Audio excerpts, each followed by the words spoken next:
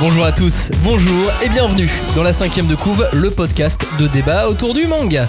Dans cette émission, nous allons revenir sur cette année et demie, ces 2 dernières années qui viennent de passer et qui étaient, complètement folles. Voilà, folles à tout point de vue, folles pour le marché du manga et plus largement le marché du livre qui a été touché de manière plutôt surprenante.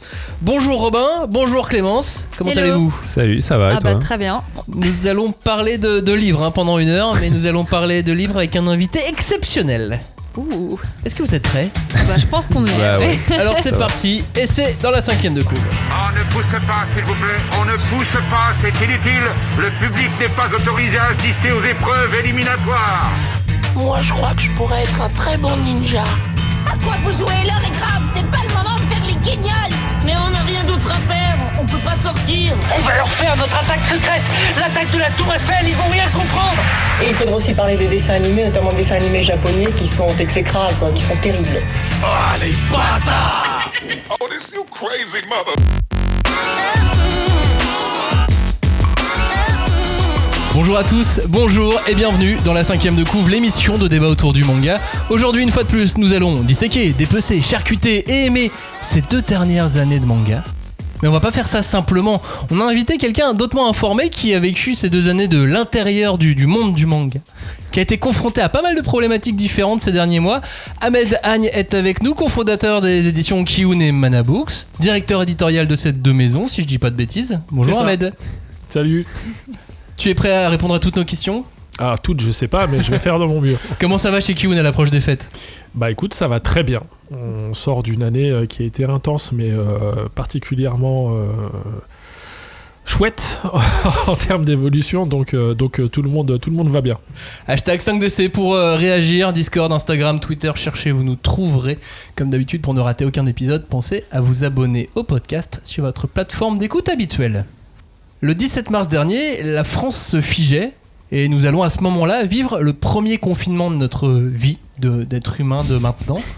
Et toi, en tant que chef d'entreprise aussi et en tant qu'éditeur indépendant, comment tu as vécu ça professionnellement ? Comment vous avez vécu ça chez Kiun ?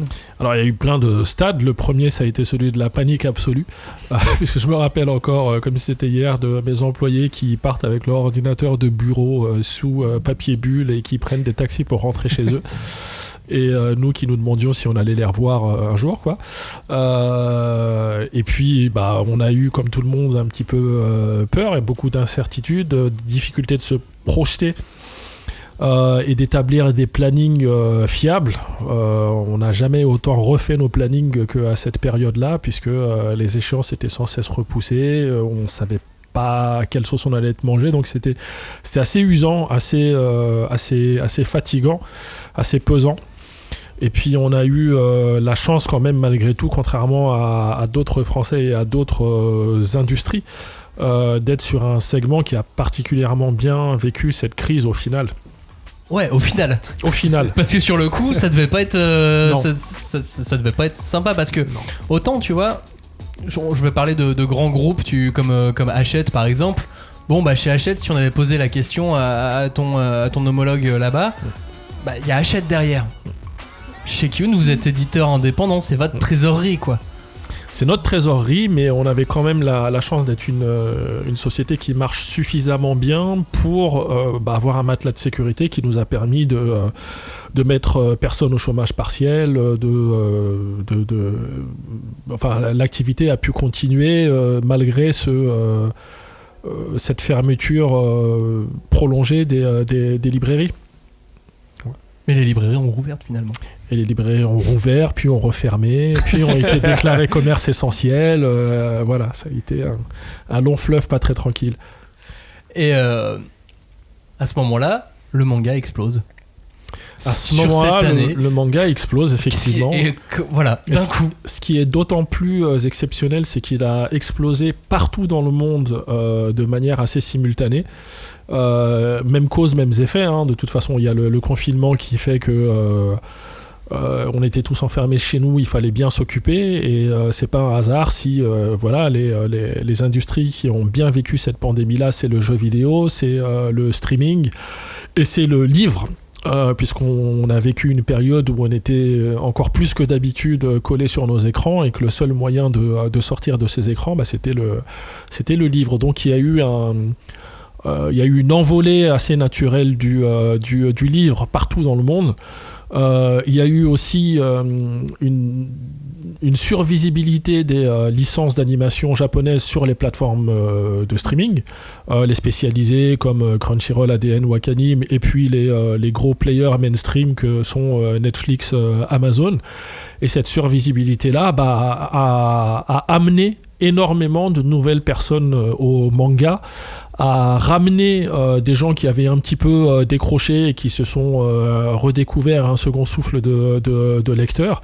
Et ça a été partout dans le monde. Et l'Attaque des Titans, My Hero Academia, Jujutsu Kaisen, One Piece, Naruto, voilà, même cause, mêmes effets. On a aussi les réseaux sociaux qui ont été une énorme caisse de résonance, beaucoup plus que d'habitude encore, puisque c'est un peu comme si la cour de récréation s'était transposée sur Twitter, TikTok et compagnie, où les communautés manga sont particulièrement proactives.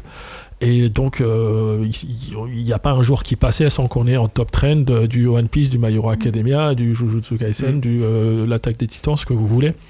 Et donc là aussi, ça a contribué à renforcer cette viralité du manga. Mais c'est vachement intéressant que tu parles de cours de récré, parce que moi c'est vraiment ce truc que je ressens aujourd'hui avec l'explosion du manga actuel, c'est que j'ai vraiment l'impression que le manga, ça devient chez les gamins le nouvel espace commun, comme nous à l'époque ça avait pu être plutôt les dessins animés ou même un peu le cinéma et tout, mais là il y a vraiment ce truc c'est le truc dont on parle dans la cour de récré. Exactement. C'est vraiment le truc qui est tout le temps le sujet principal, et c'est plus un truc de geek comme nous on avait quand on était jeunes, et un peu sale. C'est ça qui est hyper, et c'est ça qui est hyper impressionnant, c'est ce truc ça devient mainstream, mais en même temps on a le mélange, on a l'impression d'avoir un public mainstream mais très pointu aussi sur ses connaissances, et absolument. C'est super impressionnant. Toi Clémence, t'es allé rencontrer des lycéens, des collégiens à la sortie du dernier couvre-feu. C'est une bonne question. C'était il y a à peu près 6 mois maintenant, ça commence à faire. Et oui, effectivement, c'est quelque chose qu'on ressentait énormément. Il y avait des titres qui revenaient, qui étaient vraiment des titres locomotives pour ces nouvelles tendances. Et c'est vrai que tu parlais des communautés en ligne, que ce soit Twitter, mais effectivement TikTok. Moi, j'étais assez impressionnée de voir à quel point il y avait une communauté manga sur TikTok qui se développait vraiment énormément. Absolument. Et où les jeunes allaient puiser en fait aussi beaucoup d'influences, beaucoup de nouveaux titres. C'est-à-dire qu'ils n'étaient pas uniquement sur les gros blockbusters, mais qu'en plus, ils étaient en train d'essayer de se créer une culture animée et manga. Il y a une vraie curiosité. Via tous ces réseaux-là, et pas que justement les gros titres.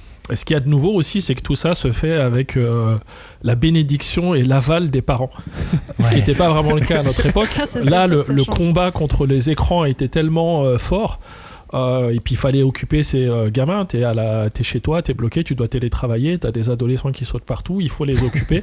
Et moi j'ai plein d'anecdotes de libraires qui voient des gamins débarquer avec des billets de 50 ou de 100 euros parce que les parents ils sont excédés et que allez laisse-moi 2 heures tranquille, va t'acheter des mangas. En plus avec 50 euros tu peux ça va, ça va, c'est pas mal, bon temps de lecture quoi. C'est vraiment dire à quel point ils en peuvent plus. Genre, non, vas-y. Est-ce que tu te souviens à quel moment tu t'es dit il se passe un truc là pendant ce Covid, en voyant tes chiffres à la fin du mois, en voyant tes rapports de vente? Déjà la reprise après le premier confinement a été super rassurante, parce que nous on avait l'intuition quand même que les lecteurs de manga c'est pas des lecteurs lambda, c'est des gens qui sont engagés dans les séries qu'ils lisent et ils ont un vrai lien avec les personnages, les univers, etc. On se disait ils vont sûrement être au rendez-vous, mais ce qui a été impressionnant c'est qu'il y a eu aucun décrochage entre les chiffres de vente d'un tome qui était paru avant pandémie et après pandémie. Tout le monde était là. Ça déjà c'était très rassurant, mais là on s'est dit what the fuck, qu'est-ce qui se passe? C'était particulièrement sur la fin de l'année. Parce que sur le dernier trimestre il y a eu une explosion absolument phénoménale à tous les niveaux et sur toutes les typologies de séries. Et là on s'est dit que oui, il s'est passé quelque chose. Est-ce que ça a changé justement votre stratégie un petit peu? Est-ce que vous vous êtes dit oula, peut-être qu'il faut qu'on fasse un truc, je sais pas, ou qu'on change un petit peu notre façon de faire vu ce qui est en train de se passer aujourd'hui? Non, nous on avait déjà décidé de changer des choses parce que la pandémie nous interdisait pas mal de... je pense à l'événementiel notamment. On avait plus ce contact direct avec les lecteurs qu'on avait avec des salons comme Japan Expo, le salon du livre Angoulême, etc. Donc on avait décidé de changer notre stratégie événementielle et d'initier ce qu'on a appelé sobrement le Kiun Summer Tour, qui était une tournée événementielle dans des librairies un petit peu partout en France pour décliner des animations qu'on préparait pour des salons comme Japan Expo, les décliner en librairie et puis voilà, tâter le terrain un petit peu, ce qu'on n'avait pas pu faire pendant longtemps. On a changé notre manière de travailler parce que comme plein de gens, on a découvert le télétravail. Hein. On a découvert que le ciel ne nous tombait pas sur la tête si on n'était pas 100% du temps au bureau. Donc il y a beaucoup de choses qui ont changé par la force des choses de cette pandémie. Mais dans notre approche éditoriale, il y a eu quelque chose quand même, c'est qu'on a décalé beaucoup de choses de 2020 à 2021. Parce que on voulait pas garder le même niveau de parution avec 3 mois de vente en moins. Ça aurait voulu dire qu'on encombrait volontairement un peu les librairies et qu'on lançait plus de choses en moins de temps, donc moins bien. Donc on a décalé beaucoup de choses et aujourd'hui encore on n'a pas retrouvé tout à fait le rythme de parution qu'on imaginait avant pandémie. Et surtout que cette problématique de justement les encombrements, les décalages et tout ça, c'est une problématique que vous avez partagée avec tous les autres éditeurs. Absolument. Parce que tout le monde était dans la même situation. Du coup, est-ce que vous en avez parlé entre vous, entre éditeurs, pour savoir comment s'organiser par rapport à ça? On va se lancer un peu des flairs entre éditeurs, mais je trouve que ça a été très... et pas seulement au niveau des éditeurs de manga, mais il y a eu une vraie... réflexion, concertation avec la distribution, avec les libraires, entre éditeurs. Nous, on a un groupe au syndicat national de l'édition d'éditeurs de manga où on se voit de temps en temps pour... je sais pas, siroter du champagne en disant on est les maîtres du monde. Non. La vie d'éditeur, d'accord. Non, mais où on parle des problématiques qu'on a en commun. Et effectivement, la question du nombre de sorties a été abordée. Toi, tu fais combien? Moi, je vais faire moins 20%. Moi, je vais faire moins 25%. On a discuté, on a échangé, oui, absolument. Et pourtant, entre-temps, il y a des nouveaux acteurs aussi qui sont arrivés sur le marché et qui, eux, ont fait plus de 300% en nombre de sorties. C'est pour se faire un fond de catalogue, quoi. C'est le revers de la médaille, entre guillemets. C'est le manga, ça fonctionne très bien, ça attise les convoitises et donc il y a plein de nouveaux qui arrivent. Moi, je trouve que c'est... Je fais pas partie de ceux qui crient à la surproduction, parce que quand on a lancé Kiun en 2003, tout le monde disait déjà oh là là, la surproduction et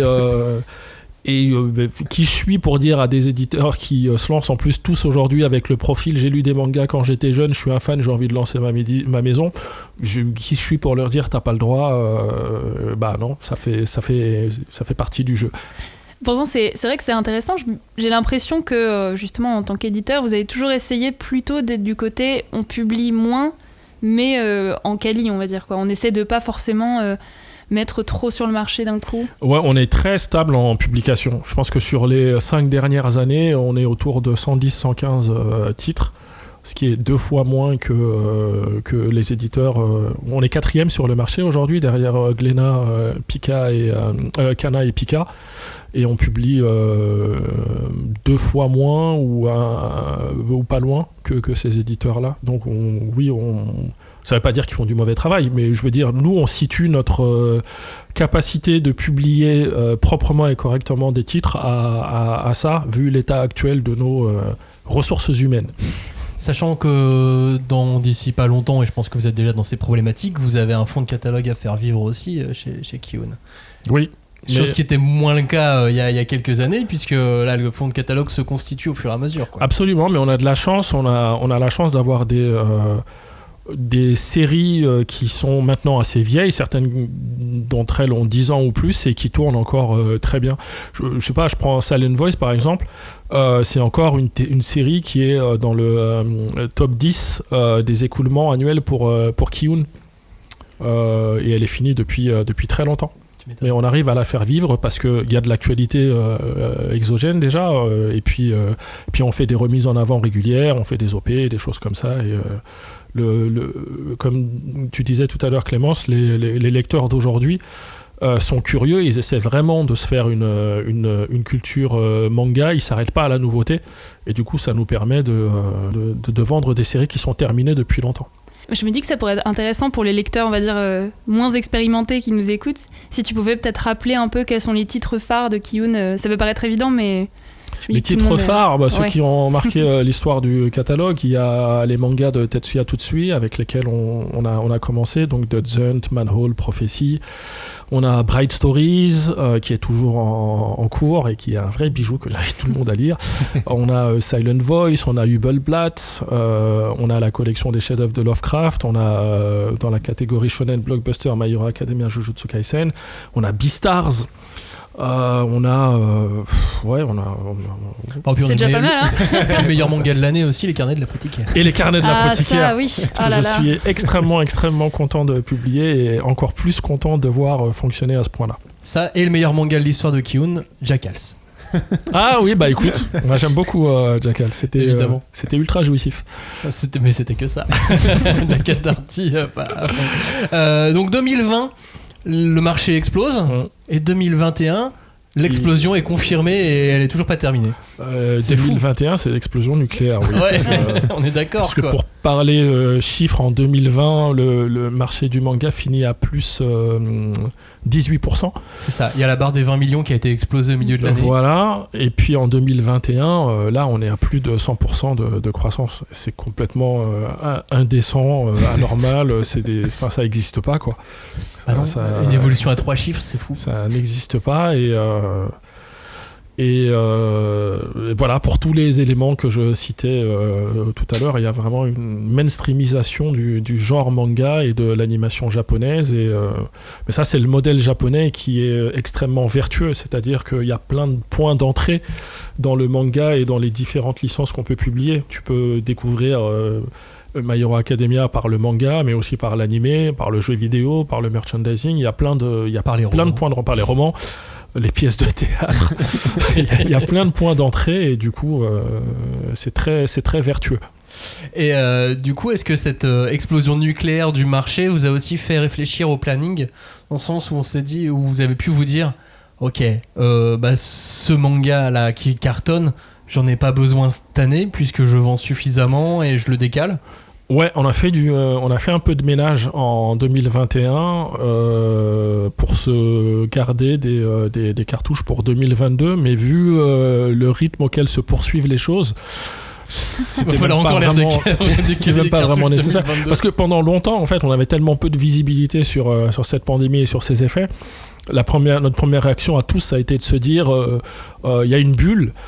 Ça va durer quelques mois, et puis après les Français vont pouvoir retourner au restaurant, au cinéma, au théâtre, voir des concerts, faire des événements, et puis le budget divertissement il va se rééquilibrer en quelque sorte, sauf que ça n'est jamais arrivé en fait, et que ce qu'on pensait être quelque chose de provisoire a vraiment l'air d'être parti pour être très très durable, d'autant plus qu'il y a tellement de graines qui ont été plantées en 2021 et de succès monstrueux comme on en avait rarement vu par le passé, qui vont donc forcément continuer en 2022, en 2023, qu'on a toutes les raisons du monde d'être plutôt serein, quoi.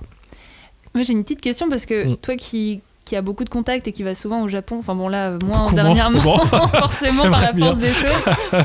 Mais est-ce que cette explosion nucléaire, elle est comprise au Japon? Est-ce qu'ils se rendent compte de tout ça, et qu'est-ce que ça change même dans vos rapports par exemple? Au Japon aussi, ça a été une période très faste.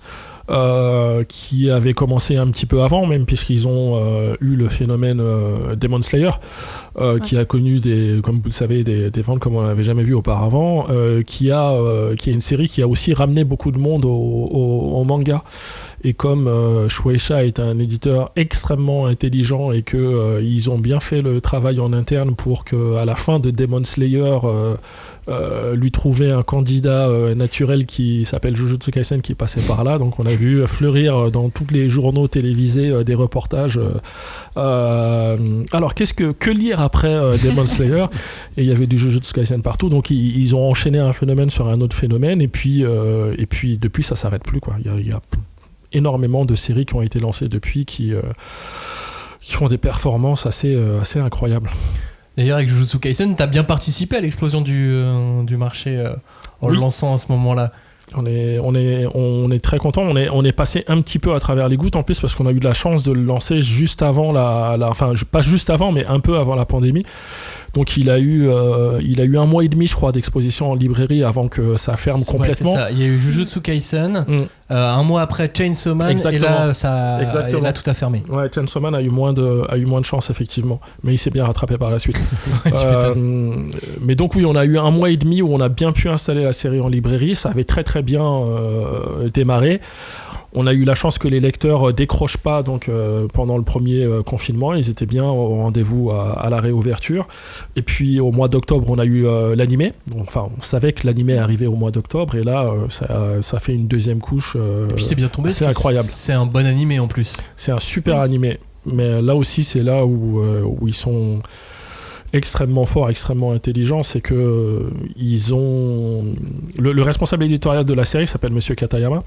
C'est le monsieur qui a lancé Demon Slayer au Japon. Donc ça va, il est plutôt bien vu en ce moment.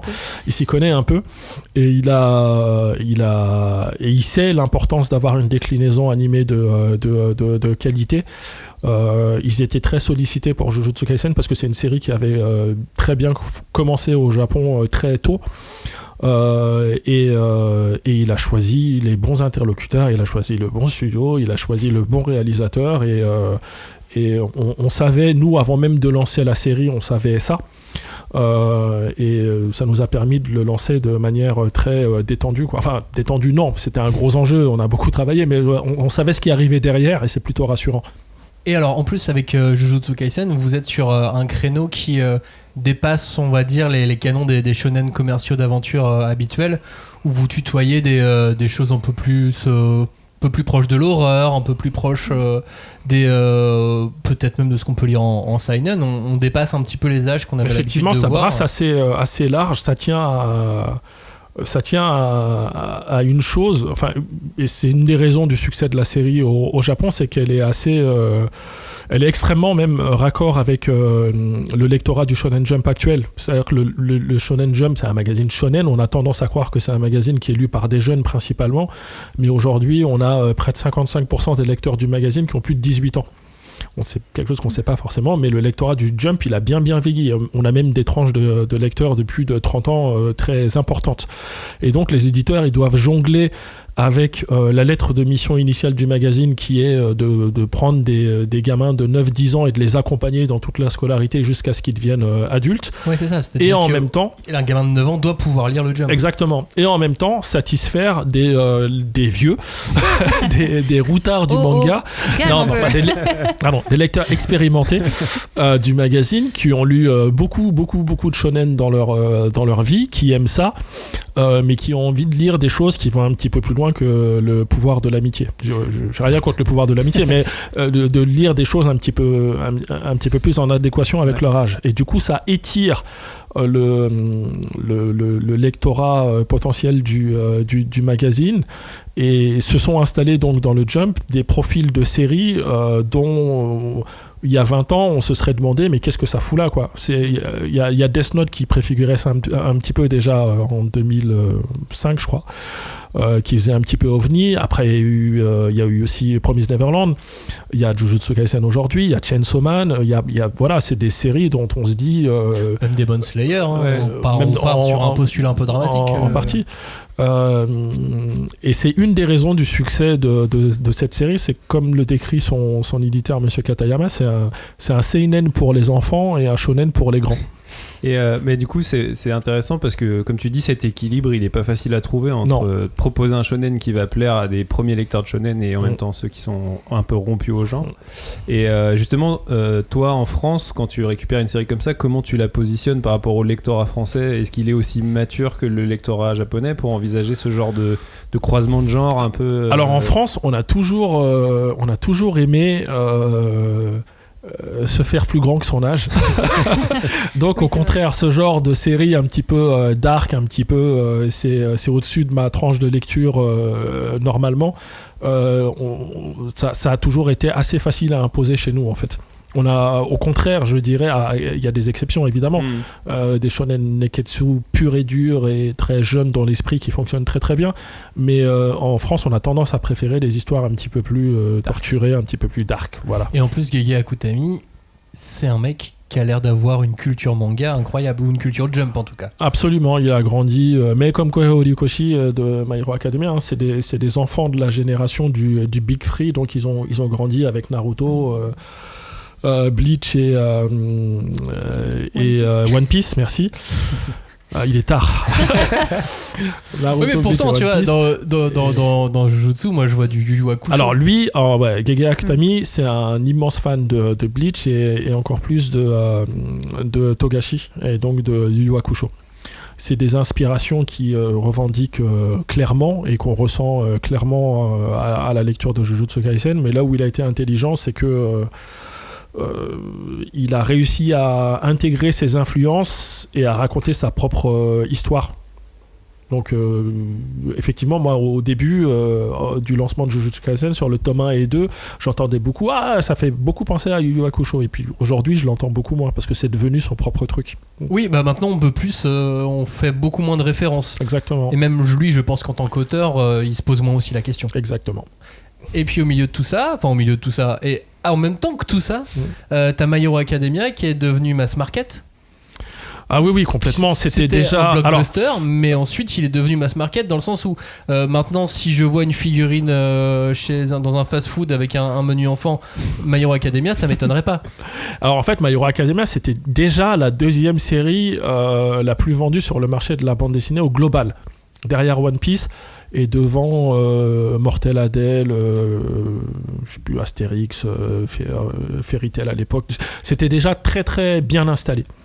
Ce qui a changé avec la pandémie, c'est que les lecteurs se sont quand même beaucoup rabattus dans un premier temps sur ce qu'on appelle les valeurs sûres et sur des séries qui avaient une tomaison suffisamment importante pour qu'ils puissent se dire je prends 10, 15, 20 tomes d'un coup.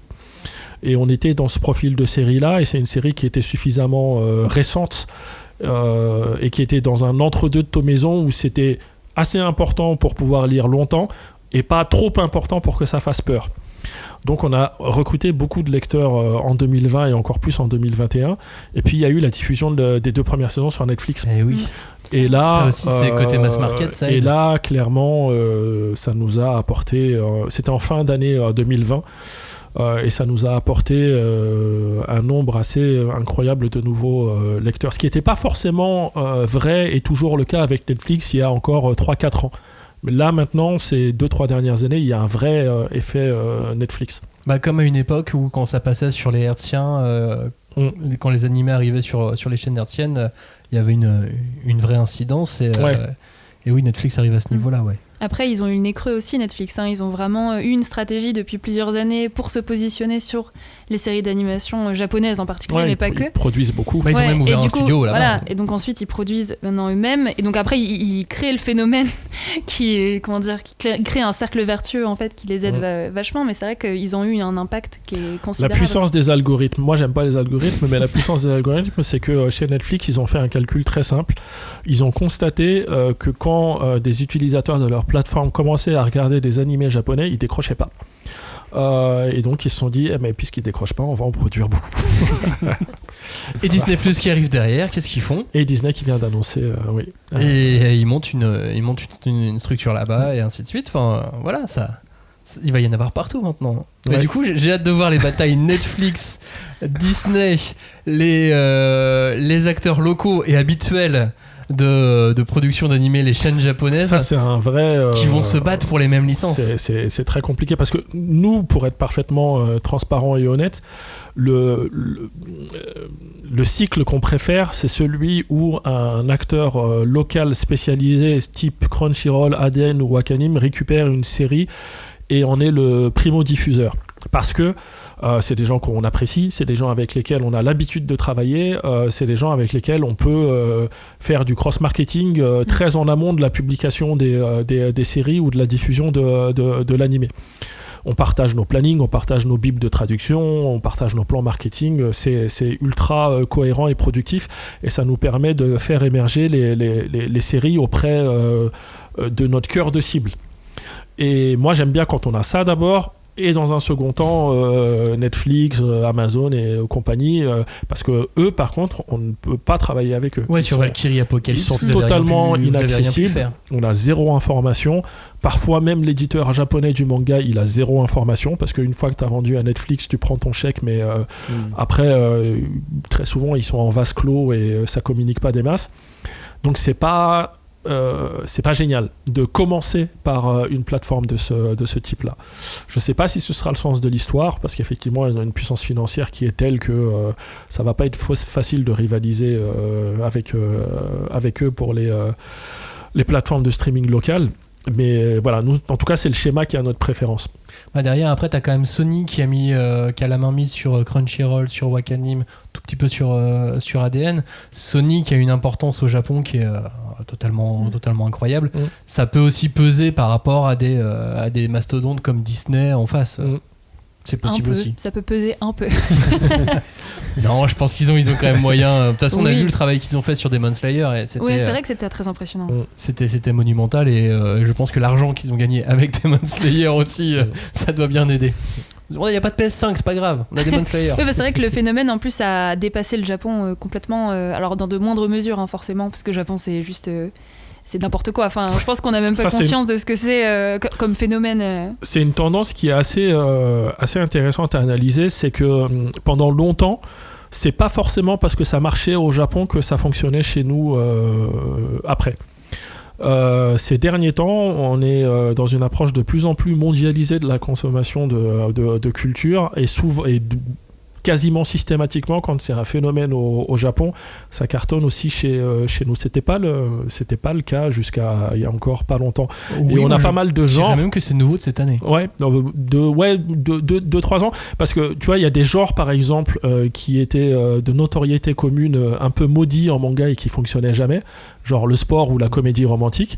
Et là, sur ces 2 dernières années, on a plusieurs succès de comédie romantique. Tu vois, Kaguya-sama, les quintuplés. Rent a Girlfriend et Toilet Moon Hanako-kun ou Hanako, tu vois, pas misé sur un beau succès. C'est des profils de séries où c'était un peu compliqué auparavant quand même. Là, le sport, Blue Lock, Aohashi, tu vois, ça fonctionne très bien, et le sport c'était complètement c'était le naufrage assuré quoi. Après, ma théorie c'est que Blue Lock c'est pas vraiment du sport. Alors oui, effectivement on peut le voir comme ça, mais en tout cas c'est marrant de voir que des genres qui étaient très compliqués à exploiter par le passé arrivent à fonctionner chez nous aujourd'hui.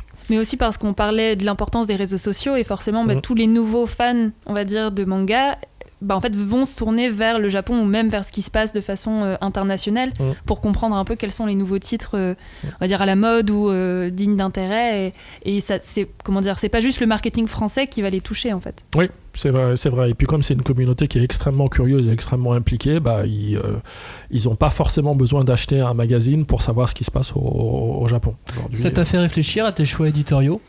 Pas du tout. Pas du tout. Non. Tu te dis pas, mais il y a ce manga, j'ai toujours eu envie de le lancer, mais alors maintenant en plus il a 10 ans et alors... Moi j'ai une approche extrêmement égoïste du métier d'éditeur.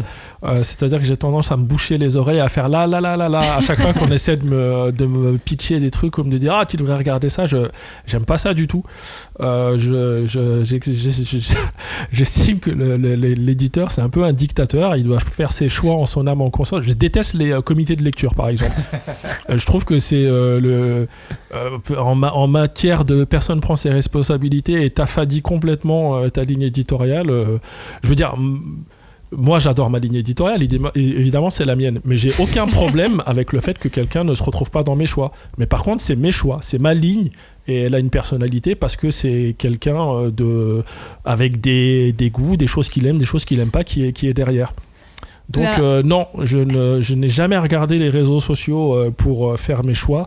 Je suis désolé de détromper les lecteurs qui croient que quand ils nous envoient des messages en nous disant « Kiyun, s'il vous plaît, publiez ça » et qu'on le publie après, ils réagissent en disant « Oh, ils m'ont écouté ». Je suis désolé, je ne t'ai pas écouté. Si j'ai publié cette série, c'est parce que je l'ai aimé, tout simplement. Mais voilà, c'est assez égoïste, c'est pas très politiquement correct de dire ça comme ça. Je devrais dire que je suis à l'écoute de la communauté et tout ça. Je suis sur plein de points, mais certainement pas sur les choix éditoriaux. Et justement, j'avais une petite question, parce que forcément, par rapport aux choses qui ont changé, l'explosion du marché, comment ça se passe aussi au niveau des négociations au Japon sur les titres coup de cœur, enfin ceux que tu essaies de récupérer? Est-ce que c'est plus la guerre qu'avant? Ah oui, non, c'est plus la guerre qu'avant sur absolument tous les niveaux, mais ça, c'est le revers de la médaille. Comme je disais tout à l'heure, le marché du manga, il se porte incroyablement bien, ça attise les convoitises, les titres se vendent exceptionnellement bien chez plein d'éditeurs et sur plein de typologies de séries différentes. Donc les prix ont augmenté, c'est la bataille acharnée, même pour des trucs qui n'ont pas un potentiel éditorial ou commercial évident. C'est devenu très rare d'être absolument tout seul sur une série. Et pourtant, vous qui avez déjà une implantation quand même au Japon peut-être un peu plus forte qu'un certain nombre d'éditeurs, est-ce que ça vous donne pas une longueur d'avance quand même? Ça dépend des partenaires, parce qu'il y a des partenaires qui effectivement l'historique est important, il situe parfaitement la couleur éditoriale de tel ou tel partenaire français, et il y a des séries qui leur paraîtront plus pertinentes pour Kiyun, d'autres plus pour Kana ou Glénat. Voilà, il y a des éditeurs qui sont dans cette optique-là, mais d'autres où c'est le premier arrivé, premier servi aussi, hein, donc, ou celui qui paye le plus cher qui emporte la mise. Donc, parce que là, il y a encore un très gros titre qui doit, j'imaginer, être encore en négociation. Je ne vois pas de quoi tu veux parler. Le plus gros titre que tous les internautes citent à chaque fois. Oh, vous l'avez pas annoncé. Ça vient de sortir de Touch. Touch de Adachi. Ouais, c'est ça. Tu vois, sur Dan Dan, qui est le gros titre en ce moment au Japon qui fait parler, qui arrivera. Et à juste certainement titre, hein, en France. C'est pas juste un gros titre, c'est assez incroyablement inventif et jouissif et bien raconté. Moi j'ai vraiment hâte et beau. Et qu'est-ce que c'est beau en plus. C'est incroyablement bien dessiné, ouais. Et il dessine à la main a priori beaucoup encore.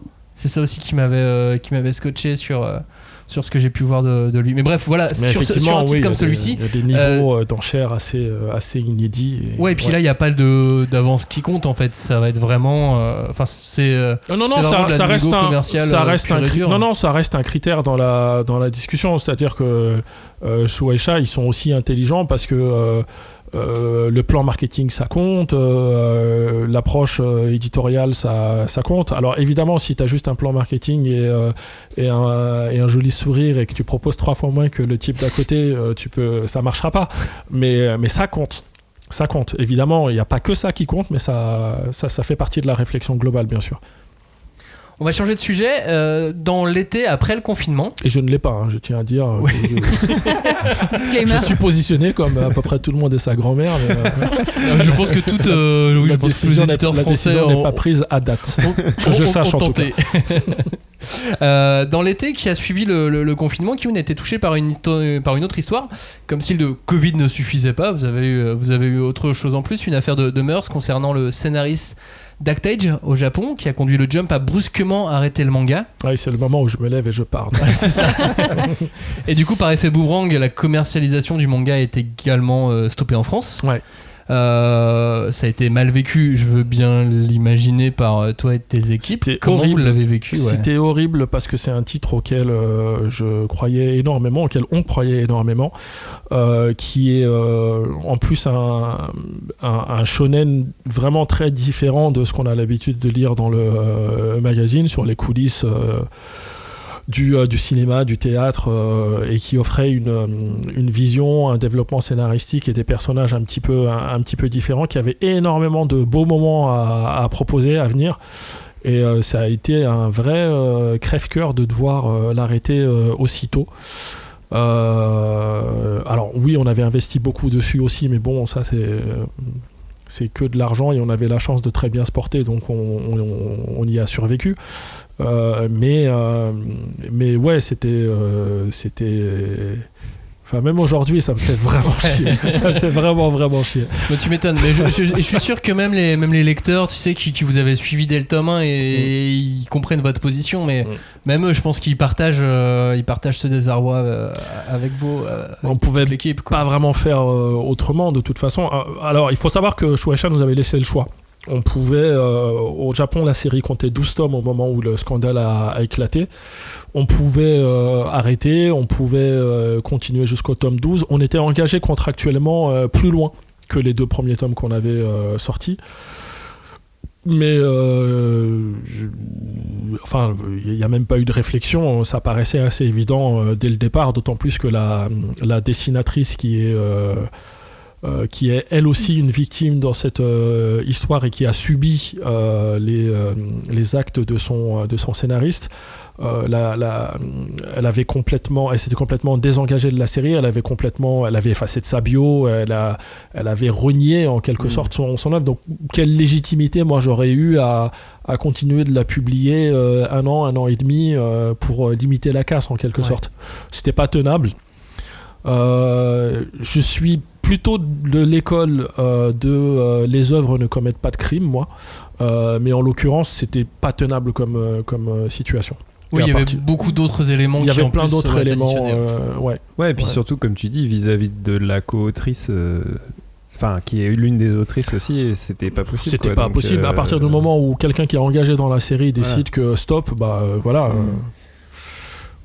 Donc c'est triste, c'était vraiment une très très belle série, elle avait plein de choses, plein de beaux moments à offrir, mais voilà. Et ben on va parler d'un autre sujet. Mettons ça de côté. Exactement. C'est bon, il est pas parti. Depuis le mois de septembre, là on avance un peu dans le temps, 1 an plus tard, Manga Plus arrive en France. Ça faisait longtemps que tu étais au courant que ça allait arriver, vous avez beaucoup parlé. Bien sûr, oui, c'est... Je pense, il faut vraiment pas imaginer Shueisha comme le partenaire qui décide tout 100% dans son coin et sans concertation, etc. Il y a eu, on le savait depuis un moment, il y a eu des échanges, on savait à peu près sous quelle forme ça allait se tenir. Ça s'est fait dans la coopération la plus absolue, puisqu'aujourd'hui My Hero Academia et Jujutsu Kaisen qui sont sur la plateforme sont gérés aussi bien pour la traduction et le lettrage par Kiyun. Donc non, on est en collaboration totale avec eux là-dessus. Comment tu vois la plateforme comme une vraie opportunité pour les lecteurs français et pour le manga, pour le bien du manga en général ?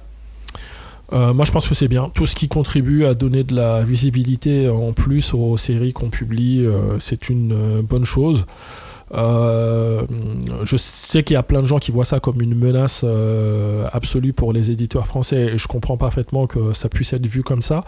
Mais en fait on a tellement l'habitude de coexister avec une offre complètement gratuite et complètement pirate depuis 20 ans que bon, ça change pas grand chose pour nous. Ce qui change c'est la manière de travailler. C'est-à-dire qu'on était dans une approche au tome où on était en retard par rapport au Japon. On avait de la visibilité, ça nous apportait de la souplesse et de la facilité quant à la traduction, parce que tel personnage est-il un homme ou une femme, tu le sais 2-3 tomes après, tel personnage est-il... Enfin bon, c'était plus confortable. Là, maintenant qu'on est dans un découpage à la semaine, il a fallu s'organiser avec les lettreurs, avec les traducteurs, il a fallu recruter des traducteurs de backup aussi pour ces séries. Je me rappelle dans nos échanges avec Shueisha, quand il nous demandait alors qu'est-ce qui peut être bloquant, qu'est-ce qui peut être compliqué, on a dit vous savez les traducteurs parfois ils prennent des vacances. Ils ont fait mais oui, les traducteurs peuvent prendre des vacances, peuvent avoir des enfants, peuvent tomber malades, donc voilà ce qu'on a fait Nous, chez Kiyun, c'est qu'on s'est rapproché des traducteurs des animés, parce que je voulais absolument que ce soit des personnes qui aient une connaissance de la série. C'est des séries compliquées à gérer, parce qu'il y a beaucoup de personnages, il y a beaucoup de concepts, il y a une bible qui est très étendue. Ça peut pas être juste monsieur ou madame X qui débarque 3 semaines par an pour reprendre le bébé, c'est trop compliqué. Donc on essaye de faire ça de la manière la plus intelligente possible et de manière à ce que les lecteurs en tout cas ne sentent pas une baisse de la qualité parce qu'on est sur un rythme hebdomadaire. Tu dis que du coup Manga Plus, pour s'implanter en France, ils ont fait ça beaucoup en concertation avec vous, les éditeurs français, puisque tu disais ils travaillent avec vos enfin c'est vous qui faites le travail de traduction de lettrage, et les autres éditeurs, j'imagine c'est pareil sur les séries qui sont sur le Manga Plus français. Il me semble pas que ce soit le cas dans les autres langues sur lesquelles avec lesquelles ils sont diffusés. Donc qu'est-ce qui explique qu'ils aient vraiment fait ce travail avec vous en amont et le marché français est quand même très spécifique, c'est-à-dire qu'il y a beaucoup d'acteurs. Beaucoup d'acteurs qui sont assez puissants dans le sens où ils publient des séries très importantes pour Shueisha, qui fonctionnent très très bien, qui ont été bien travaillées par les éditeurs en question, dont Kiyun. Ils avaient pas, et puis on verse beaucoup de royalties à Shueisha tous les ans parce que ces séries se vendent très très bien. Donc ils avaient à la fois envie de développer cette offre et de montrer à leurs auteurs qu'ils prenaient le piratage au sérieux et qu'ils offraient une vraie alternative. Et en même temps, pourquoi se fâcher avec les éditeurs français, quoi. Donc non, ça s'est fait en bonne intelligence. Après, je ne suis pas dans la tête de tous les éditeurs français. Je parle pour Kiyun, je sais pas. Si ça se trouve, d'autres éditeurs ont vécu ça comme une violation terrible de leur territoire et de leurs prérogatives. Moi, je trouve que ça s'est fait plutôt en bonne intelligence. Et est-ce que c'est pas, parce que je sais que c'est une des théories qui a pu aussi tomber, c'est que ça peut être lié aussi au statut des traducteurs en France qui est quand même associé au droit d'auteur français, qui est très, très spécifique, très protecteur. Quand on dit que ça s'est fait en bonne intelligence et en concertation, c'est vrai aussi que les Japonais n'ont pas du tout la même conception du droit d'auteur du traducteur, et ça c'est un travail de pédagogie long, intense, mais pour expliquer que on ne peut faire que comme ça en France. En fait, le traducteur est un auteur, sa traduction lui appartient. On ne peut pas faire n'importe quoi vis-à-vis du droit d'auteur parce que c'est des choses qui peuvent se terminer devant les tribunaux. Hein. Pas à moi, c'est pas moi qui vais traîner Shueisha en justice, mais voilà, c'est un cadre juridique bien spécifique qui fait que oui, il vaut mieux faire les choses en concertation pour que ça se passe bien. Il y a une question qu'on avait soulevée sur l'émission justement Manga Plus, qui était justement sur le décalage entre forcément une parution à la semaine et donc au chapitre et une parution au tome en France, parce que j'imagine que forcément en termes marketing ça change beaucoup de choses. Vous, comment vous le voyez un peu chez Kiyun ? Je pense que l'avenir, on va être obligé d'avoir une double communication, c'est-à-dire une communication vis-à-vis des lecteurs qui suivent, et c'est un peu délicat, mais vis-à-vis des lecteurs qui suivent les séries en tome et qui ont donc un retard parfois assez conséquent sur le simultrad. Et aussi vis-à-vis des gens qui lisent le chapitre en simultané avec le Japon. On ne peut pas présenter à ces gens-là My Hero Academia comme le jeune Deku rêve de devenir un super-héros, il admire All Might et il a la chance d'entrer à UA.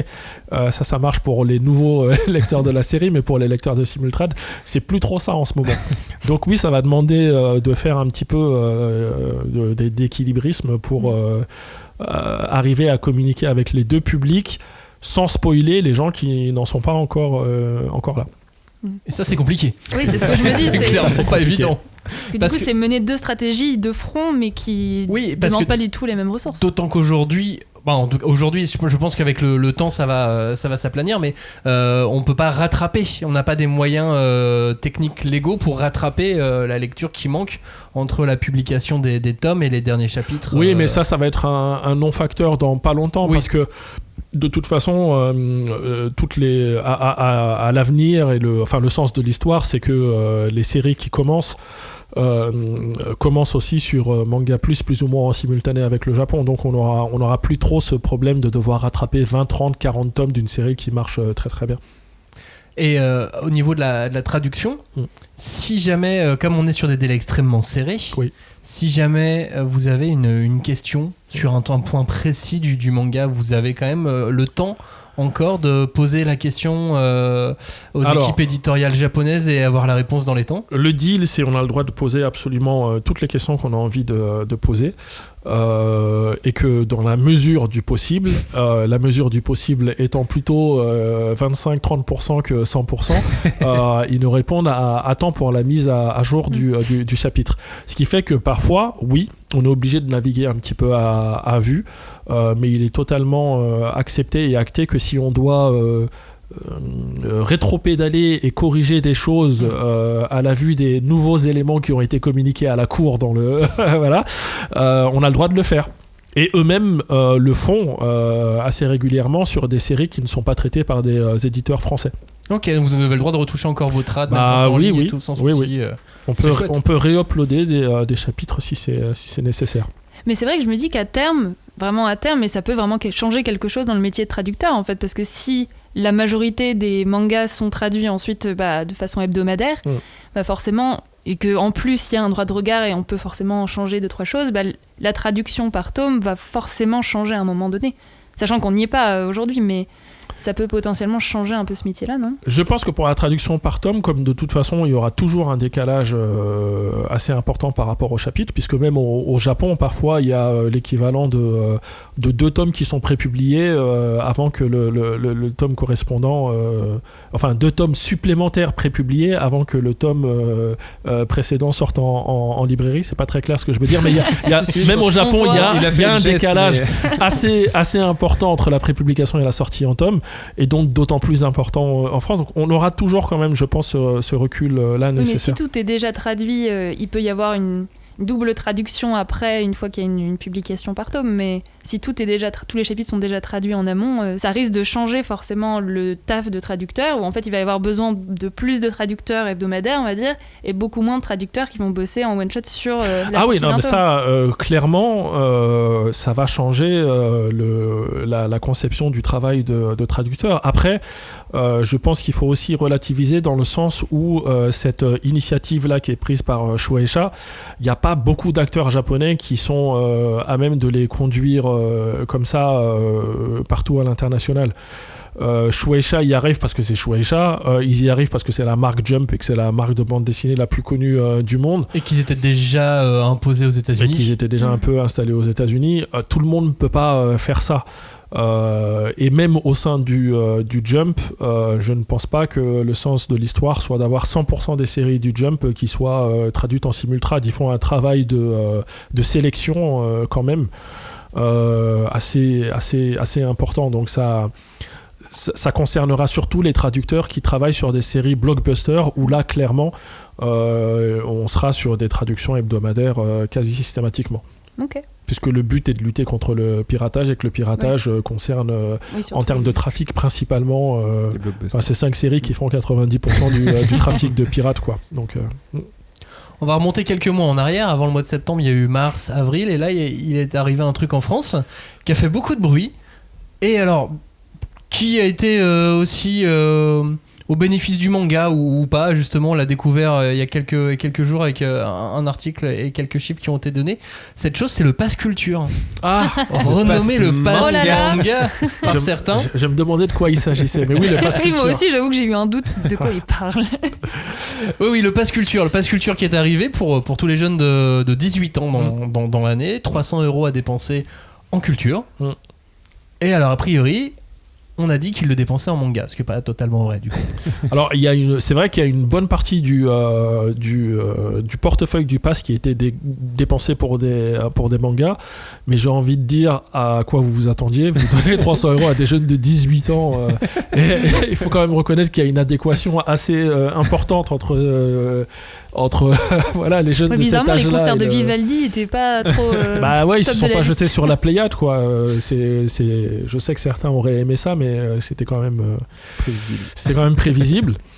Moi, je pense que c'est une très bonne chose, parce que c'est un pass culture. Achetez ce que vous pouvez en livre, en disque, en machin, mais pas ce que nous on a envie que vous achetiez. Donc très bien. Et moi, ce pass culture, dans son approche médiatique, ça m'a un peu énervé. Parce que on n'a jamais été autant sollicité par la presse qu'au moment de justement cette explosion des ventes du manga liées au pass culture. Tout le monde voulait en parler, tout le monde voulait parler du pass manga, tout le monde voulait savoir pourquoi les jeunes achetaient des mangas et pas des pièces de Molière, je sais pas. Et je pense qu'il faut quand même un peu relativiser son importance dans les performances du manga en 2021, parce que avant qu'il soit généralisé au printemps, le marché il était déjà à 100% de croissance, donc ça allait déjà très bien. Les ventes du pass culture ont effectivement boosté encore plus quelque chose qui se portait très bien, mais c'est un peu comme si c'était notre 13e mois quoi. La croissance du manga en France ne tient pas au pass culture, c'est pas vrai. C'est pas vrai. Après, le dispositif, il est génial. J'aurais adoré avoir ça à 18 ans. J'espère que ce sera pérennisé comme ça l'est. En Italie, ça existe depuis un petit moment déjà. Le prolonge d'une année. Il le prolonge en 2022. Ce que je veux dire, c'est que quelles que soient les échéances électorales, j'espère que c'est quelque chose qui sera culturellement acquis, parce que je pense que c'est une très bonne chose. Voilà, c'est juste pour remettre un peu les choses... on en a bénéficié un petit peu, mais c'est pas grâce au pass culture que le manga fonctionne bien en France. En tout cas, il va continuer l'année prochaine, d'autant que ils ont créé une société pour gérer le pass culture, et qui en plus ils vont l'élargir aux 17, 16 et 15 ans, où tu vas avoir 20, 30 et 50 euros. Exactement, c'est un dispositif avec une somme moins importante et une partie de cette somme qui est gérée par les établissements scolaires. C'est-à-dire qu'ils n'auront qu'une partie de la somme qu'ils pourront dépenser librement. Et les classes vont elles-mêmes pouvoir aussi utiliser une partie de la somme, et ils vont pouvoir inviter des auteurs, inviter des éditeurs aussi. Je ne sais pas si toi tu as été contacté d'une façon ou d'une autre pour aller faire des interventions dans des écoles. Moi je fais très souvent des interventions en école parce que j'adore ça, et que depuis que je suis l'éditeur de My Hero Academia et de Jujutsu Kaisen, je suis une rockstar dans les écoles, donc ça flatte mon ego. Monsieur, c'est vous My Hero Academia. Voilà. Mais je fais ça surtout dans les écoles de la ville d'où je viens, de Trappes, donc dans les Yvelines, mais à titre complètement gracieux, je me fais pas rémunérer pour ça. Mais effectivement, ça va permettre à certaines classes de payer le défraiement, par exemple, pour des gens qui viennent de très loin ou des choses comme ça, ou des auteurs, et ça c'est très bien, c'est super. Ouais, ça va être intéressant de voir comment ça va se passer. Mais ceci dit, il y a quand même les mangas qui ressortent sur le pass culture et qui sont majoritairement achetés. Après, il y a des raisons à ça, c'est-à-dire que si on veut acheter... je crois que c'est 80% du volume et 51% du chiffre. C'est ça, parce que ça coûte pas très cher, mais du coup en volume ça fait beaucoup. C'est ça. Et si on veut acheter un My Hero Academia, du coup pour le même temps de lecture qu'un autre, faut en prendre plusieurs. Donc forcément en termes de volume, My Hero Academia arrive vite. C'était quoi ? Il me semble que My Hero Academia, c'était quoi, la 4e série la plus... C'est ça. Ils ont sorti des données effectivement pour dire quelles étaient les séries les plus achetées par l'intermédiaire du pass culture. C'était One Piece, Demon Slayer, l'Attaque des Titans, My Hero Academia et Jujutsu Kaisen dans cet ordre-là, si je dis pas de bêtises. Et il y a Naruto qui arrive en 7ème. Ah, j'ai zappé Naruto. Il en manque... Non, en 7ème Naruto. Il est 7ème ? D'accord. Donc du coup, il manque le 6ème. Alors, je vais retrouver ça. Parlez, allez-y. Je crois que même parmi les 15 produits éditoriaux les plus achetés avec le pass culture, les 12 premiers, c'est des mangas. C'est ça, il y a 12 mangas, Ah mais oui, c'est Berserk. Mais Berserk. Ah bah oui. Mais oui, bien sûr. C'était le seul qui est le seul bon shonen de la liste. D'ailleurs, en parlant de lecture, t'as fait une tribune cette année aussi, que tu as envoyé un livre hebdo. Tu veux repartir de la salle? Non, t'as fait une tribune pour rappeler que la bande dessinée était un objet de lecture à part entière et non une porte d'entrée et non un outil. Oui, c'était suite aux propos de notre ministre de la Culture qui disait qu'on pouvait entrer dans la culture par le divertissement et qu'on pouvait arriver à lire du Kundera en commençant par Astérix. Je suis persuadé qu'elle disait ça de manière très bienveillante, mais c'est incroyablement insultant parce que ça le présupposé, c'est que la bande dessinée, c'est pas de la lecture et c'est pas de la culture. C'est quelque chose qui, moi, ça me rend fou. J'en aurais rien pensé si j'avais entendu ça à un déjeuner de famille ou au bar PMU du coin, mais pas dans la bouche du putain de ministre de la culture, quoi. Mais je crois que t'as commencé par le pire. C'est incroyable. Que je pense que pour eux et pour tous leurs services de communication, c'était une bonne phrase. Oui, je suis persuadé qu'ils le pensent en mode bienveillant, quoi. C'est une étape, quoi. C'est exactement. Un truc pour les enfants. Et ça, moi, ça m'a toujours rendu fou qu'on considère la bande dessinée et encore plus le manga comme un peu l'idiot utile, l'outil dont on se sert pour aller vers la vraie culture, la vraie lecture. Ça me... C'est un chemin qu'a traversé aussi le rap, par exemple. Absolument. Qui continue quand même un petit peu, de moins en moins forcément, mais oui, parce de suivre. Donc c'est un travail de longue haleine, on va dire. Si on est parfaitement honnête, cette hiérarchisation-là et cette discrimination-là, même au sein de la bande dessinée tout court, elle existe. Oui, y a plein le manga, c'est bien, ça nous permet d'aller lire la bande dessinée. Il y a plein d'éditeurs de bande dessinée qui se disent non mais laissez lire leurs trucs de pirates et de ninja, là on va les récupérer, après ils liront du Meurice ou du Riyad Satouf. Et c'est très bien de lire du Meurice et du Riyad Satouf, mais c'est aussi très bien de lire du One Piece et du Naruto. C'est pas l'un n'exclut pas l'autre.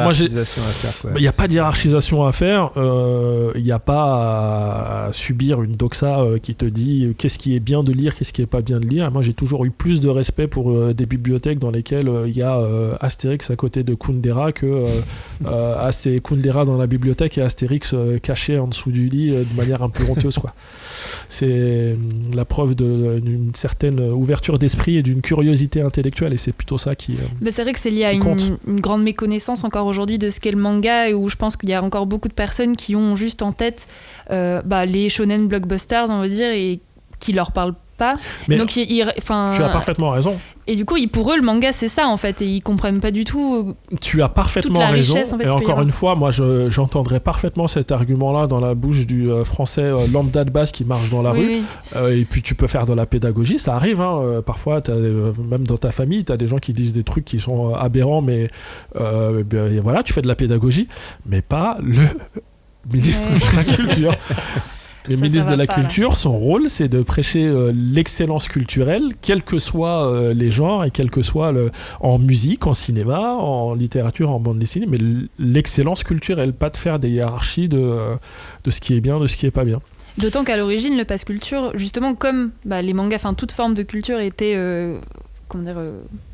valorisée. En fait, voilà, il n'y avait pas de hiérarchie, comme tu le dis. Donc c'est donc qu'à l'origine, ce pass se voulait pas, on va dire, discriminatoire, on voulait pas mettre une hiérarchie. D'autant que dans le message du gouvernement et du président de la République, il a cité le mot manga, tu vois. En plus, c'était même pas forcément. Oui, je crois que c'était au milieu d'autres choses, quoi. Sur son Instagram, il avait mis vous préférez quoi, One Piece ou l'attaque des Titans Ouais, mais il y avait eu un message aussi. Il y a eu plusieurs communications. Fait une vidéo, Exactement. Mais bon, après, là, on entre dans la communication politique. Bien sûr. C'est encore autre chose. Je suis pas sûr que notre président ait déjà lu un manga dans sa vie. Non, mais il a une dédicace de One Piece et maintenant. qu'il en pense grand chose. Mais oui, il a. Ouais. En tout cas, disons que c'est son équipe de com a compris. L'équipe de com a bien travaillé. Voilà, qu'il fallait pas mépriser un peu cette culture, parce que à mon avis aujourd'hui ça passe pas du tout, en fait. Parmi les communautés manga, on se dit mais t'as rien compris. 2021 pour Ki-hoon, c'était aussi une autre année de première. Le premier webtoon publié en livre, en relié. Avec le doux nom de Bâtard. C'est ça. C'est quoi ton premier webtoon, Bâtard? Non, mais le nom. N'insulte pas, c'est bon. C'est bien aussi le webtoon.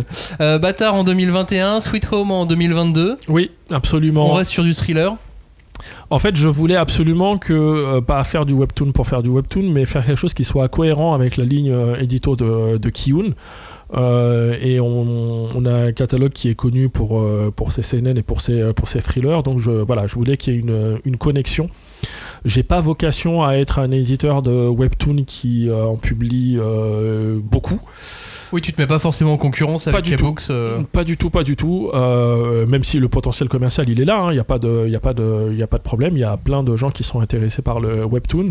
Oui, parce que si je dis pas de bêtises, alors il y a Kaiju 8 qui est arrivé entre temps, mais sinon c'était Solo Leveling qui était le meilleur lancement. Absolument, et de manière assez attendue. C'était super identifié, c'était super attendu. C'est bien. Moi, je suis pas un fou furieux de webtoon. Je considère que, alors, encore une fois, je parle de manière très subjective. Pas de jugement de valeur. Vous avez le droit d'aimer le webtoon dans sa totalité. Il n'y a pas de problème.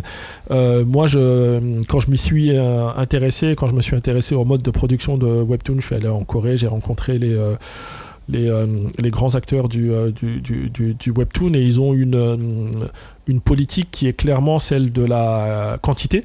C'est des gros tuyaux qu'il faut alimenter avec beaucoup de contenu. Ils signent des contrats avec des auteurs, et la seule obligation qu'ils ont, ces auteurs, c'est de tenir un rythme de publication, mais il n'y a pas cette notion d'éditeur, de responsable éditorial qu'on peut avoir au Japon, etc. Et du coup, c'est pile ou face, c'est-à-dire que si tu as un auteur qui est un génie absolu, qui sait exactement où il veut aller, ce qu'il veut raconter, c'est super, d'autant plus que ça sort des cases et que ça peut donner quelque chose de vraiment flamboyant, atypique, etc. Mais soyons honnêtes, cette catégorie d'auteurs, c'est quand même pas beaucoup de personnes. Et si t'es quelqu'un qui regarde un peu son nombril et qui a envie de raconter des histoires pour toi et pour flatter ton propre ego, ça donne des choses qui sont pas forcément très intéressantes pour le lecteur. Et donc je considère qu'il y a beaucoup de tri à faire dans le webtoon. Donc de toute façon, je suis pas certain que j'arriverai à trouver 15 ou 20 webtoons par an à publier. Ça aussi, c'est pas très politiquement correct, mais je suis honnête. Ça m'arrive d'avoir des gros coups de cœur, mais ils sont pas nombreux. Donc il y en aura pas beaucoup. Ouais, et puis c'est en plus. Tant que c'est moi qui m'en occupe. En plus, c'est quand même une grammaire particulière, narrative, avec justement des cases, un scrolling pour lire. Donc, donc faut aussi, en tant qu'éditeur papier, se projeter dans l'existence d'un livre par rapport à cette histoire. Donc c'est pas le média premier. Donc c'est vrai qu'en termes de présentation et de découpage, c'est un petit peu aride parce que c'est pas vraiment fait pour être publié en papier au départ. Mais là où c'est super intéressant, et notamment sur le genre thriller, horreur et compagnie, c'est que moi je trouve que il y a une urgence de lecture, il y a un rythme de, tu vois, tu fais défiler le truc et ça va super vite et tu t'arrêtes plus. Il y a une grammaire narrative qui est beaucoup plus punchy et prenante que ce qu'on peut trouver sur un thriller manga classique. Et ça, c'est super intéressant parce que ça injecte du sang neuf dans un genre qui peut rapidement être trop codifié. Et la mise en objet, c'est vous qui vous en occupez ou c'est vos collaborateurs coréens avec qui vous travaillez ? Alors en fait, ça dépend des cas de figure. Quand il y a des bouquins qui ont été publiés en Corée, parce que c'est pas tout le temps le cas, parfois ça reste juste au stade de webtoon pour téléphone portable, tablette, etc. Quand il y a un bouquin qui est publié en Corée, on s'appuie sur ce bouquin-là, et s'il n'y a pas d'objet physique, on est libre de faire ce qu'on a envie de faire. Et c'est rigolo à faire ou c'est quand même compliqué à mettre de remettre les cases dans le bon ordre? C'est un travail de lettrage, de mise en page comme un autre, quoi. Après, je trouve que y a pas, même quand on fait cet effort là pour rendre le truc un petit peu plus punchy, un petit peu plus énergique au niveau de la mise en place, pour éviter que ce soit case, je trouve pas que la valeur ajoutée soit phénoménale. Je sais que chez K-Books, justement, ils ont fait un travail sur Solo Leveling de redécoupage, qui est chouette, hein. Ils ont super bien travaillé. Mais je trouve que c'est pas non plus le jour et la nuit entre la version coréenne qui était un petit peu plus casse-casse et mais bon, après je suis éditeur de manga, peut-être je suis biaisé, je sais pas. Non, mais enfin, en tout cas, c'est moi, pas le c'est jour vrai et que la nuit, je trouve. Je lis pas mal de webtoons et pour l'instant, j'ai pas du tout réussi à faire le switch en papier. Alors qu'au contraire, quand je lis des mangas, je suis quand même vraiment plus papier que web. Et je pense que forcément, c'est lié à ce que tu disais sur la mise en page. En fait, le visuel et le scrolling font vraiment partie en fait de l'histoire. Oui. Et donc quand on l'enlève de son support d'origine, forcément il y a quelque chose qui se perd. Donc soit on arrive à trouver des techniques pour un peu le retranscrire d'une façon ou d'une autre, mais souvent il y a quand même quelque chose qui s'en va. Et cette urgence-là justement du scrolling, en plus dont on a tellement l'habitude aujourd'hui, il y a quelque chose de très, je sais pas comment dire, bizarrement très organique, même si c'est sur sa tablette ou sur son téléphone en fait. Après l'objectif ça peut être l'inverse aussi, d'amener un lectorat qui ne lirait pas de webtoon, mais de lui amener une bonne histoire qui pour le coup a été racontée pour le webtoon, mais qui tu vois une bonne histoire reste une bonne histoire. Voilà, qui est plus habitué à lire des bouquins et se disent ah bah tiens un bon thriller, voilà, je préfère le lire en livre. Ce qui est très intéressant avec le webtoon, c'est comme c'est une lecture qui est quasi systématiquement gratuite, ils arrivent à créer des communautés de lecteurs très importantes, très rapidement. Et comme il n'y a pas d'investissement financier dans cette lecture dématérialisée, et ben un lecteur, nous c'est ce qu'on a constaté avec Bâtard, qu'on a lancé cette année et qui fonctionne très bien. On a plein de lecteurs qui l'ont lu gratuitement sur leur téléphone et qui veulent avoir l'objet chez leur chez collection, eux. Quoi, ouais. Donc c'est complémentaire.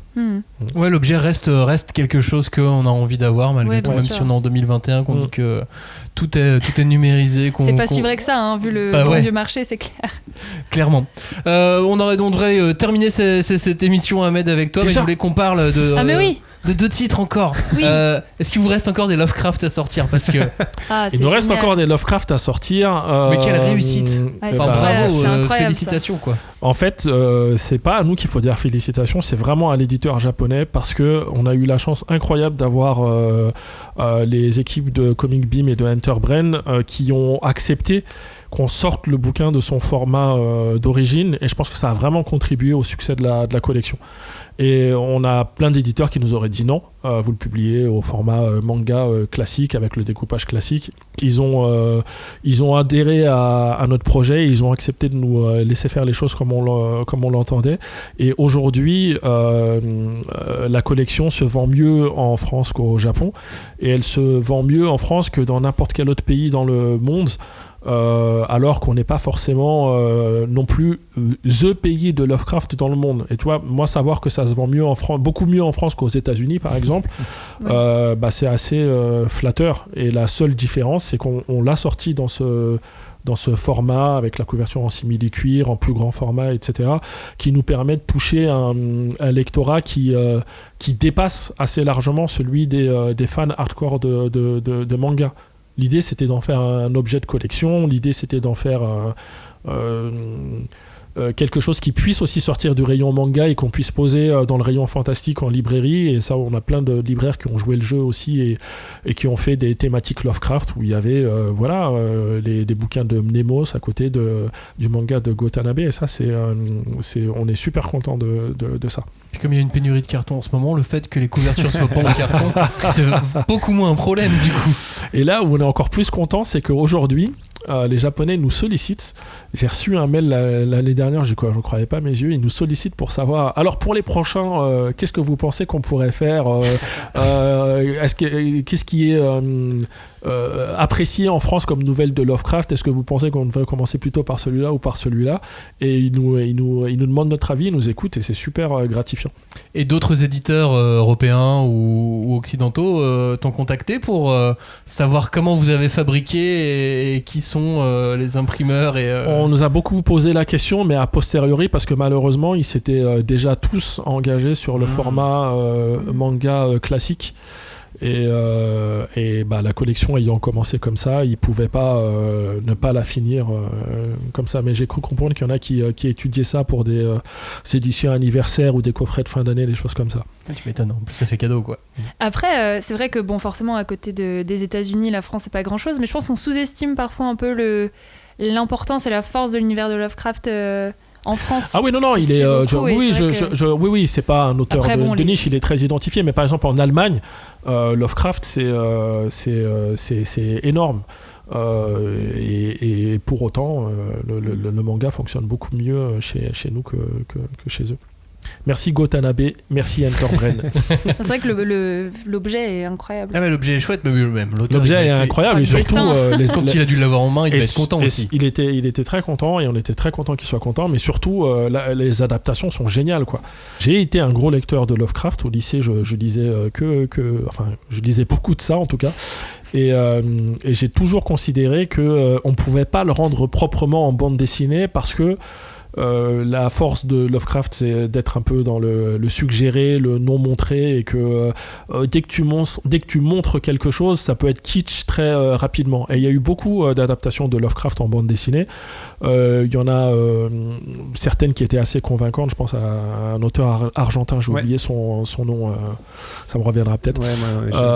Mais il y a eu beaucoup de choses qui étaient très kitsch, très film d'horreur américain des années 60 quoi. Et là, la force de Gotanabe, c'est qu'il arrive à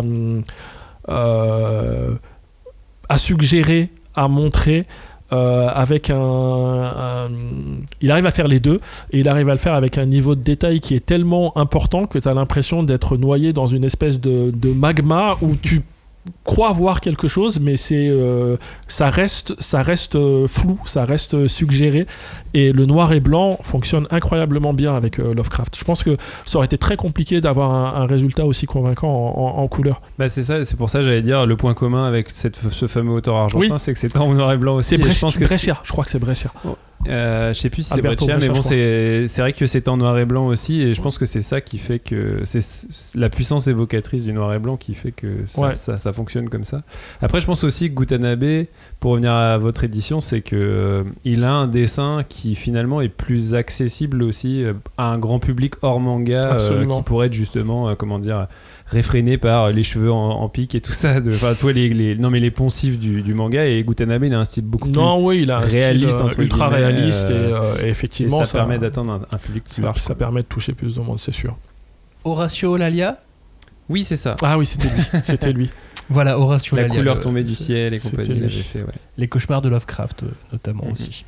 Et puis, autre surprise cette année, et autre succès, de meilleurs lancements aussi de l'année, c'est les carnets de l'apothicaire. Alors ça me fait sacrément plaisir parce que c'était un gros pari éditorial parce que les carnets de l'apothicaire, ça coche un peu toutes les cases de la série qui pouvaient pas fonctionner chez nous parce que le truc chinois, médiéval, intrigue de cour.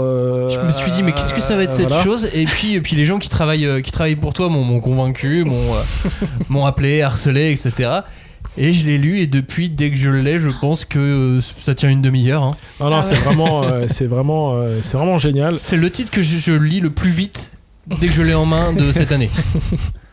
Non, c'est cool, c'est vraiment chouette parce que c'est atypique dans la forme et dans le fond. L'héroïne Mao, elle est incroyable à côté de la plaque et en même temps forte tête, fort caractère, intelligente, ingénieuse, maladroite dans ses relations interpersonnelles. Tu te prends très facilement de passion pour toutes ces histoires de poison, de pharmacopée chinoise, d'intrigue à la cour, d'intrigue de cour. Son histoire avec Shinji, c'est génial, de chat et de souris qui se cherchent sans jamais vraiment réussir à s'attraper. Pourtant il essaye. Il essaye, c'est pas force d'essayer. C'est super bien dessiné, c'est super bien raconté. C'est un roman à la base qui compte 11 tomes actuellement au Japon. Il y a eu un gros, même si c'est pas vraiment la Chine, parce que c'est une Chine fantasmée. Oui, c'est ça. C'est pas en Chine. Ça ressemble à la Chine, mais ça ne l'est pas. Et d'ailleurs, à aucun moment ça n'est cité. Mais il y a quand même eu un gros travail de recherche, de documentation, pharmacopée, herbes, etc. La dessinatrice fait un travail super sur les costumes, les motifs, l'architecture. Moi, de manière très très très putassière, je le vends comme un Bright Stories, non, Détective Conan au pays de Bright Stories. Voilà. Tout est dit. Quand je dois le pitcher en 2 secondes. J'avoue, franchement, en plus, j'ai lu le dernier tome ce matin. Ça termine par un cliffhanger. Qui est incroyable, je suis d'accord, c'est incroyable. Et vraiment, tu disais que c'est le tome que tu dévores le plus vite. À un moment, je suis allée me chercher un thé, j'ai fait 2-3 autres trucs, et je suis revenue une demi-heure plus tard et je me suis rendu compte que j'avais pas terminé. Et j'étais là, il m'en reste. Je l'ai vraiment vécu comme ça, c'est genre, comme si comme tu mets une part d'une, je sais pas, un reste de gâteau dans un coin et tu l'oublies, et après t'es là, mais j'en ai encore, mais c'est génial. Et c'est vraiment ça, le carnet de l'apothicaire, c'est vrai que c'est une pépite, c'est vraiment... Et ça, en tant qu'éditeur, c'est super enthousiasmant parce que c'est la preuve que les lecteurs sortent de plus en plus facilement de leur zone de confort et qu'on est capable d'avoir des ventes proches de celles... C'est le 3e meilleur démarrage de l'histoire de Ki-Hoon, derrière My Hero Academia et Jujutsu Kaisen. Donc on est capable d'avoir des ventes quasi blockbuster avec des intrigues de cours dans la Chine médiévale. Ça, c'est génial. Non, mais c'est fou. C'est génial. Fou. Et d'ailleurs, le manga fait partie des sélectionnés pour le prix Konichi de la meilleure traduction. Oui, absolument, de Géraldine Ouda, ouais. Qui le traduit et expliquait qu'elle avait eu envie de savoir. Et je pense qu'elle est comme nous, elle a vu le début, elle a été prise. Elle allait chercher tous les romans en fait. Ah, ça a été génial de travailler avec Géraldine sur cette série parce que c'est une traductrice qui est super enthousiaste. Et quand elle aime une série, d'abord elle n'hésite pas à le dire aux équipes et c'est cool, t'as l'impression d'avoir fait le bon choix. Tu dis la traductrice aime bien, c'est génial, et elle a un enthousiasme assez communicatif autour de cette série, donc voilà. Ouais, je pense qu'on est tous conquis par les carnets de l'apothicaire. Non, mais c'est vrai, les personnages sont assez fascinants parce qu'ils détonnent un peu. Enfin, c'est pas, on n'est pas forcément habitué à voir des personnages comme ça. Et moi, j'ai trouvé ça génial, le simple fait que l'héroïne, elle se maquille pour entre guillemets mochiser. Enfin, je sais pas comment on dit, genre elle se grime un peu pour attirer un peu moins le regard. Et je trouve ça génial comme concept en fait parce que, enfin, moi, j'ai jamais vu ça. Ouais, c'est l'héroïne de la mesure. Elle veut pas. Oui, c'est ça. Elle veut être tranquille en fait. Et là, arrêtez de m'embêter. Elle veut être peinard et qui fait sa passion pour les poisons. Voilà. Bon, en même temps, Yo dans Shaman King, il était un peu dans cet esprit-là aussi. Ouais, laissez-moi tranquille. Et c'est donc Shinji, à chaque fois j'oublie, c'est bien Jinshi. Jinshi. Et j'aime trop comment en plus, à force de la côtoyer, il commence à connaître un peu ses leviers. Et effectivement, dans le dernier tome, il y a juste un moment où il lui met comme ça un petit cadeau sous la main et elle part en vrille et tout. Et je trouve c'est assez mignon en fait comment leur relation se développe. Leur relation est vraiment très très chouette et elle évolue de manière très. 2022, il y aura une créa Ki-Hoon qui s'appelle Léviathan qui aurait dû sortir cette année, qui est un petit peu décalée. Ouais, qui était prévu pour septembre au départ et qu'on a décalé à janvier 2022. Il y aura Sweet Home, il y aura plein d'autres surprises. Il y aura plein d'autres surprises. Voilà. J'ai essayé. Mais en créa, Léviathan sera notre seul lancement de l'année 2022. Et c'est un titre sur lequel on parie énormément. Et on a eu une très bonne surprise côté japonais cette fois-ci, puisque maintenant on vend nos créations originales aux éditeurs japonais. C'est qu'il y a eu une compétition entre éditeurs japonais pour acheter les droits de Léviathan. La classe. Est-ce qu'ils t'ont présenté des plans marqués? Oui, c'est clair. Ça fait partie du truc. Est-ce que tu peux pas négocier genre ouais, mais du coup dans votre catalogue il y a ça qui m'intéresse? Non, c'est complètement séparé. Mais du coup, ouais, on a vendu ça à un gros éditeur il y a pas très longtemps, et donc Léviathan va être publié au Japon au début de l'année 2022, et c'est super gratifiant parce qu'aujourd'hui Ki-Hoon est connu pour être un éditeur acheteur de licences, et on a une belle image de ce côté-là, mais on a aussi maintenant une vraie crédibilité en tant que créateur de contenu. Et donc après Tetsuya Tsutsui, après Tsugumi Project qu'on a lancé cette année chez Kodansha et qui est un de leurs meilleurs lancements seinen de l'année 2021. C'est cool quoi. Et peut-être les auteurs européens aussi vont peut-être un jour J'ai aussi cru comprendre qu'on avait peut-être vendu une création française à un grand éditeur japonais il n'y a pas très longtemps. Donc ça aussi c'est chouette. Oui, bravo. Et du coup, un tremplin Kiyun peut revenir aussi l'année prochaine ou... Oui, alors là, pour le coup, c'est juste des questions de limites humaines de ma part. Je m'en excuse platement, mais effectivement, avec la pandémie et tous les changements et toutes les adaptations que ça a nécessité, j'ai pas du tout eu le temps de me pencher dessus, donc ça reviendra, mais quand on aura retrouvé un rythme un petit peu plus normal. Ouais, 2022 va être là pour être l'année où, espérons, il ne se passe rien d'incroyablement fou. Oui. Espérons. Oui. Ce sera déjà ça.